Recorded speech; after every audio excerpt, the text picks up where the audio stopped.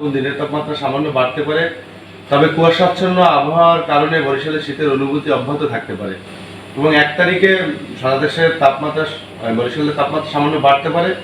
এবং দিনের তাপমাত্রা 1-2 ডিগ্রি সেলসিয়াস আরও বাড়তে পারে এবং ঘন কুয়াশা মাঝারি থেকে এটা ভোর থেকে মধ্যরাত থেকে ভোর পর্যন্ত পড়তে পারে, তো কোথাও কোথাও তা দুপুর পর্যন্ত থাকতে পারে।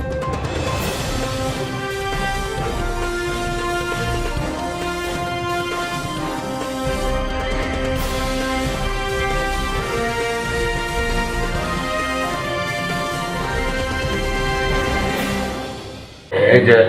কাঠমান্ডু বা এই যে ভারতের নিউ দিল্লি, এই উত্তরাঞ্চল এবং হিমালয় থেকে যে উইন্ডিটা বাংলাদেশের এই অভ্যন্তরে প্রবেশ করতেছে, উত্তর এবং উত্তর পশ্চিম দিক থেকে শীতের বাতাসটা বাংলাদেশের অভ্যন্তরে প্রবেশ করার চিহ্ন। এই তো বাংলাদেশ আবহাওয়া অধিদপ্তর মানে ডিসেম্বর, জানুয়ারি, ফেব্রুয়ারি মাস, এই 3 মাসকে শীতকাল হিসেবে কাউন্ট করে। তাই এবছর জানুয়ারি মাস হলো বাংলাদেশের সবচাইতে শীতের মাস। তা বরিশালে গত 2 দিন ধরে কোনো সূর্যের আলো ছিল নি এবং আজকে বরিশালে সর্বনিম্ন তাপমাত্রা ছিল 13.4 ডিগ্রি সেলসিয়াস এবং আজকে দুপুর 12টায় টেম্পারেচার ছিল 17.3 সর্বোচ্চ এবং মধ্যরাত থেকে সকাল পর্যন্ত বরিশাল এবং বরিশালের বিভিন্ন জায়গায় ঘন কুয়াশা পড়ার কারণে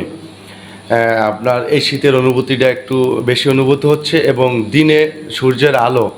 কুয়াশা থাকার কারণে একটু দেরি করে ওঠায়, দিনের আমরা সূর্যের আলো না পাওয়ার কারণে বরিশালে এই শীতের অনুভূতিটি একটু অব্যাহত আছে এবং বিরাজ করতেছে। আমরা সূর্যের আলো দুপুর 12টার পরে আজকে পাচ্ছি বিদায় তাপমাত্রাটা 1 ডিগ্রি বা 2 ডিগ্রি গতকালকের চেয়ে বাড়তে পারে, তবে শীতের অনুভূতি অব্যাহত থাকবে এবং জানুয়ারি মাসে সর্বাপেক্ষা শীতের মাস, সেক্ষেত্রে আগামী মাসে